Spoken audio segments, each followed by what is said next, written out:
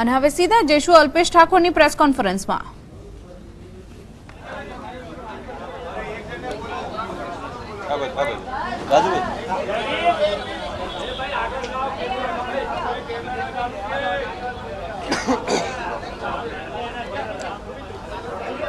सभी पत्रकार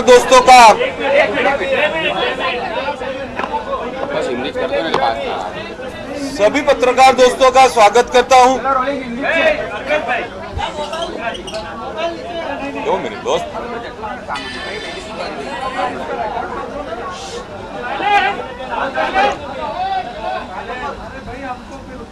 आप शुरू कर दो, रोलिंग को सब मैनेज कर लेंगे। जिस तरह से पिछले कई दिनों से हमारी नाराजगी की बातें आ रही थी, उस बात से मैं कभी मना नहीं करता, उस बात से मैं कभी डिनाई नहीं कर रहा हूं। पर लास्ट में जो आ रहा है, जिस तरह से एमएलए की एक दूसरी पार्टी में जाने की होड़ लगी है या खरीद फरोख्त लगी है, उस बात में भी आपको मैं बोलना चाहता हूं। देखिए, सत्ता सबको अच्छी लगती है, मुझे भी चाहिए, मेरे लोगों के लिए चाहिए। उस सत्ता से मेरे लोगों के लिए मैं कुछ कर पाऊंगा, ये भी मैं मानता हूं। और किसको मंत्री बनना अच्छा नहीं लगता, सबको अच्छा लगता है। यहां बैठे हुए किसी को भी मंत्री बनाया जाए तो हर कोई तैयार रहेगा। मंत्री बनना मुझे भी अच्छा लगता है।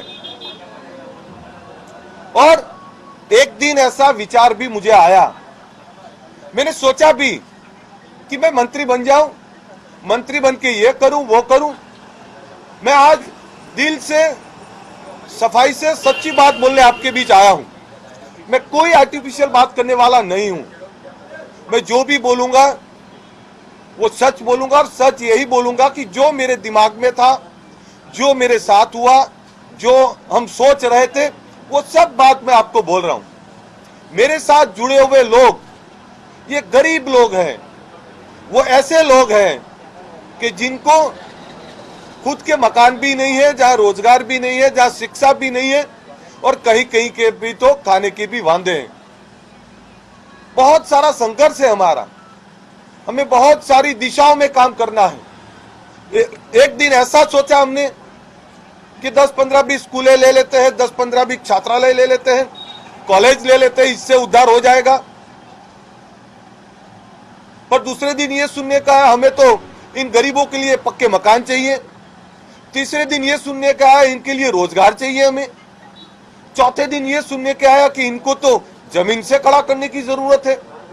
यानी एक ऐसे वर्ग का मैं प्रतिनिधित्व कर रहा हूं जहां पे एक ऐसी सत्ता चाहिए, ऐसी सरकार चाहिए, हर क्षेत्र के अंदर इनके लिए काम करना पड़े, हर क्षेत्र के लिए इनके विकास की बात करनी पड़े।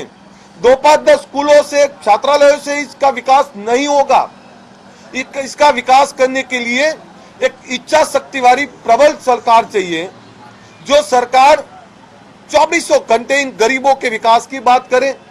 जो आजादी के वक्त से ये लोग दबे हुए हैं, ये लोग पिछड़े हैं, ये लोग गरीब हैं, उनके विकास की बात करें। और मैं ये ईमानदारी से बोलता हूं आपको, हाँ, मुझे मंत्री बनना था। मुझे ये था कि मैं मंत्री बनूंगा तो मेरे गरीब लोगों के लिए मैं काम कर पाऊंगा, मेरे गरीब लोगों के लिए मैं विकास कर पाऊंगा। पर जब जब मैं उनके प्रश्न, उतने सवालों को जो समझने गया, तो सवाल बहुत गहरे थे, बहुत दुखद थे। उस सवालों में मैंने बहुत मंथन किया। 2-2 दिन तक मैंने खाना भी नहीं खाया।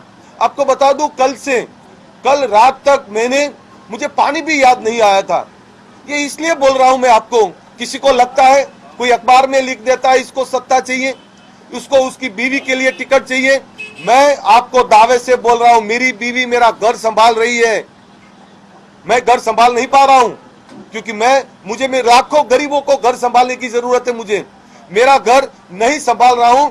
मेरा घर, मेरे बच्चे, मेरे माँ बाप, मेरे भाई बहन, मेरे भतीजे, इन सबको संभालने की जिम्मेदारी मेरी बीवी की है। और उसने बोला है, और मैं भी बोल रहा हूं, मेरी बीवी मरते दम तक राजनीति में कभी नहीं आएगी, मेरा परिवार राजनीति में नहीं आने वाला। तो इस तरह की जो लोग बात करते हैं उनको भी समझना पड़ेगा। ये मैं सत्ता की लालच के लिए नहीं दौड़ रहा हूं। अगर मुझे सत्ता चाहिए तो 6 महीने पहले मैं मंत्री बन जाता, 6 महीने पहले भी मैं मंत्री बन सकता था। पर मुझे वो सत्ता नहीं चाहिए जहां मेरे गरीबों की बात ना हो, जहां मेरे गरीबों के लिए मैं कुछ ना कर पाऊं। तो जो ये लोग बात कर रहे हैं उस बात को भी मैं डिनाई कर रहा हूं। दूसरा ये सवाल भी आया जब मैंने मंत्री बनने का सोचा, जब मैंने ये सोचा कि मैं सरकार में जुड़ जाऊं।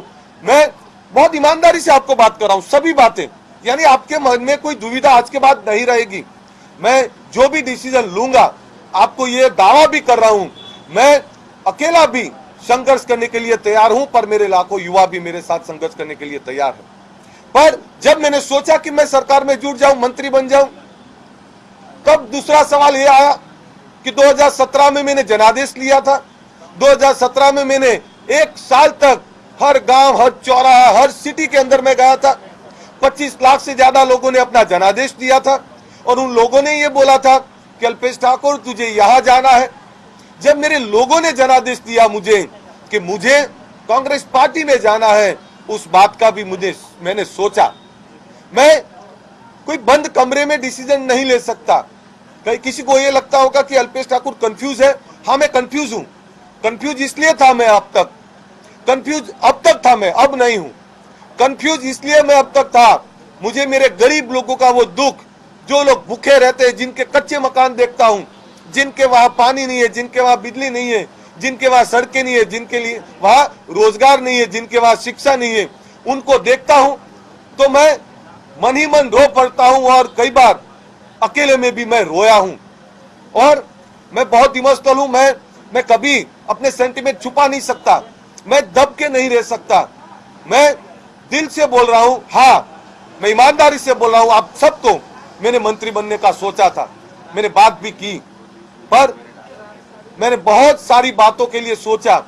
कल रात तक ये मैं और धवल सिंह पूरी रात, परसों भी नहीं सोए, कल भी नहीं सोए। मैंने हर बार मैंने लोगों को पूछा, जब पूछा तो 2017 की बात है, और जब मैंने मेरे गरीब लोगों को पूछा तो उन्होंने ये सवाल किया मुझे, अल्पेश ठाकुर मुझे ये बताओ, क्या तुम्हारे पास पैसा था? क्या तुम सत्ता में थे? तुम्हारे पास कुछ नहीं था, फिर भी हम तेरे साथ जुड़े। क्या हमने तुझसे पैसा मांगा? क्या हमने तुझसे मकान मांगे? क्या हमने तुझसे ये हमारे विकास की बात मांगी? हमने ये सोच के ये मांगा है कि तू जब अपनी सरकार लेके आएगा तब मुझे मांगने की जरूरत नहीं होगी। हमें भी पता है तू सत्ता में नहीं है, तो तेरे पास अभी कुछ नहीं है, फिर भी जहां सम्मान है, जहां तूने वादा किया है, जिस बात को लेके तू राजनीति में जुड़ा है, उस बात को संभाल के रख। हम तेरे साथ हैं, संघर्ष करना पड़ेगा तब भी हमने तेरे साथ है। तो किसी ने मुझे यह बताया, कैसा संघर्ष? तब किसी ने यह बताया कि शिवाजी महाराज को देख लीजिए।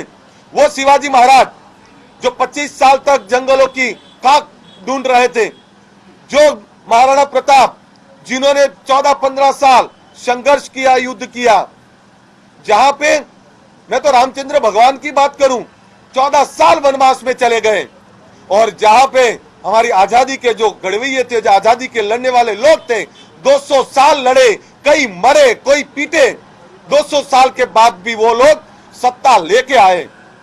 मैं ये भी बोल रहा हूं कि मेरे इस डिसीजन से, मैं जो डिसीजन लेने वाला उसमें मेरे कई युवा नाराज भी होंगे। उनको लगेगा कि हमें तुरंत सत्ता ले लेनी चाहिए थी, हमें तुरंत सत्ता के अंदर जाना चाहिए था, और कई लोग नाराज होकर कुछ भी डिसीजन ले सकते हैं।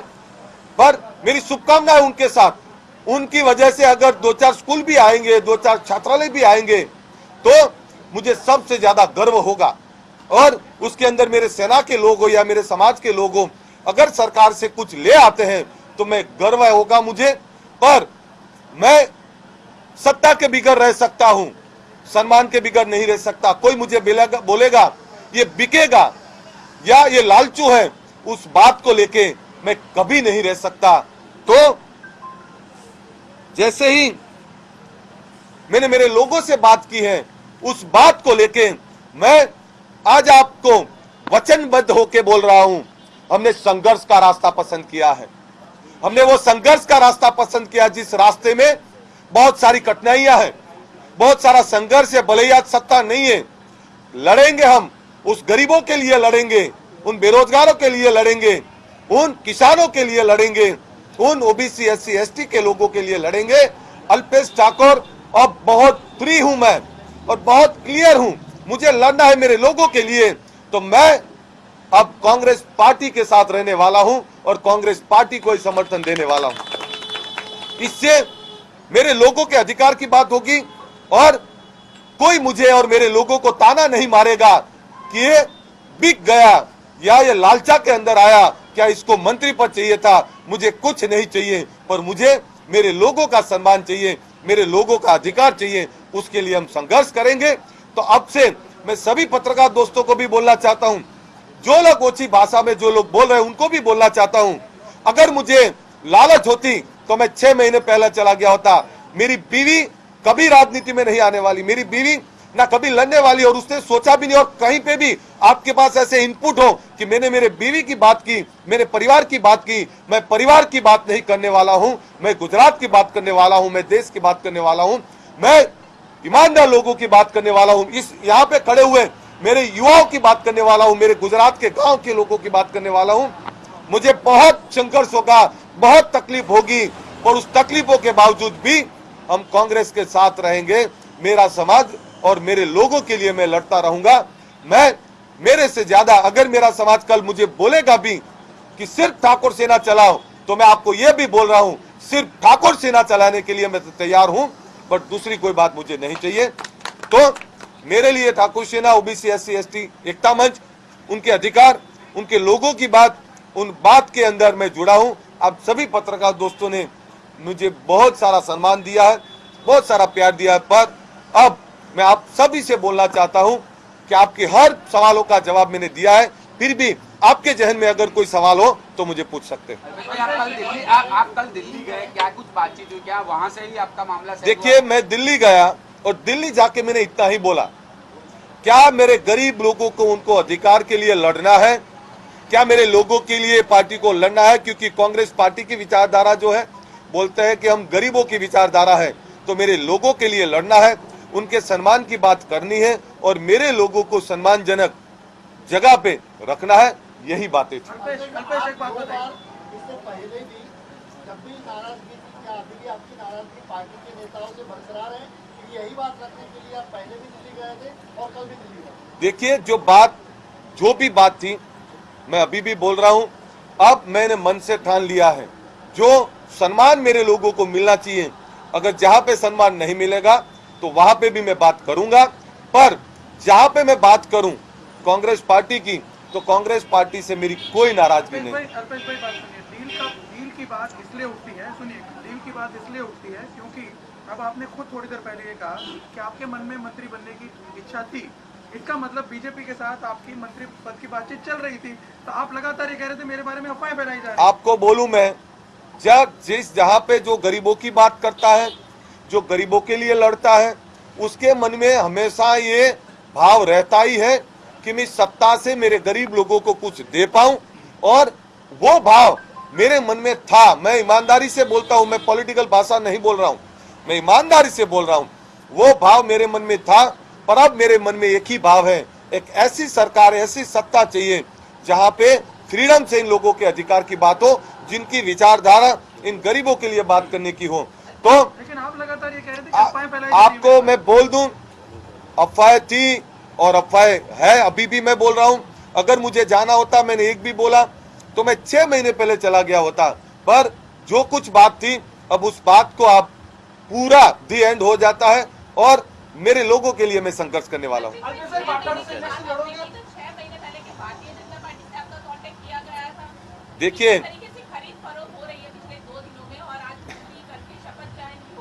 देखिए, इस बात के अंदर मैं कुछ नहीं बोलना चाहता, पर मैं इतना जरूर बोलना चाहता हूं कि जहां पे मेरी बात है, मेरे लोगों की बात है, मैंने मेरे गरीब लोगों को पूछा, उन गरीब लोगों में जो आवाज थी, वो आवाज को सुन के मैंने ये डिसीजन लिया।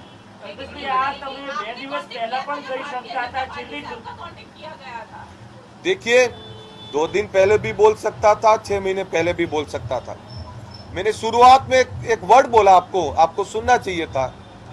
पार्टी से, पार्टी की कार्यशैली से मुझे नाराजगी थी, वो बात से मैं डिनाई नहीं करता। पर जब अब बात यह है कि पार्टी की पूरी सिस्टम, पार्टी की पूरी नेतृत्व हर छोटी से छोटी बात के अंदर मेरे, चाहे गांव का मेरा सैनिक हो या तालुका, ब्लॉक का, जिले का, सबको सम्मान देने की बात होगी, सबको साथ लेके चलने की बात होगी और उनके अधिकार के लिए लड़ने की बात होगी। कांग्रेस से नाराजगी दूर हो, ऐसी कोई बात आई है सामने? कि आप कांग्रेस से नाराजगी दूर हो? कांग्रेस में तो पहले भी थे, तो ऐसा क्या कुछ हुआ कि आपको यहाँ तक दिल्ली जाना पड़ा और अब आप कह रहे हैं कि आपको, अब आप ये कह रहे हैं कि कांग्रेस के साथ हूँ मैं। देखिए, कल आप दिल्ली गए थे, कल आप अहमद पटेल से भी मिलेंगे, राजू सातव से भी मिले, क्या बात हुई? और वहाँ से आने के बाद भी आपने कोई अपना कहने क्लियर नहीं किया, आज सुबह क्लियर करें। देखिए, इसका मतलब क्या है कि एक पूरी रात खरीद करो भाजपा के साथ चले कि नहीं? पूरी रात पानी भी नहीं किया। देखिए, आप सब बहुत होशियार लोग हैं। सुनिए, मैं वही बता देता हूं आपको।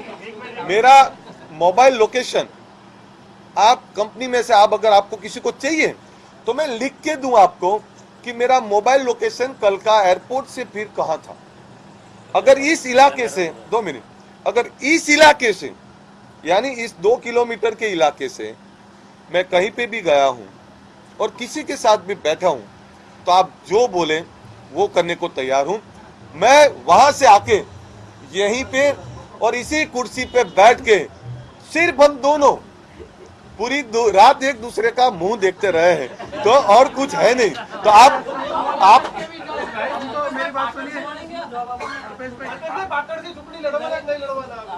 देखिए, अभी मैं बोल दूं, सुनिए, मैं क्लियर बोल दूं, अभी मेरा ऐसा कोई विचार नहीं है। पार्टी बोलेगी तो? आप पार्टी बोलेगी नहीं, तो? मेरी इच्छा भी नहीं है। पार्टी बोलेगी तो? सुनिए, मेरी इच्छा भी नहीं इसलिए हूं कि मुझे, आपको ये भी बता दूं कि मुझे गुजरात के अंदर काम करना है।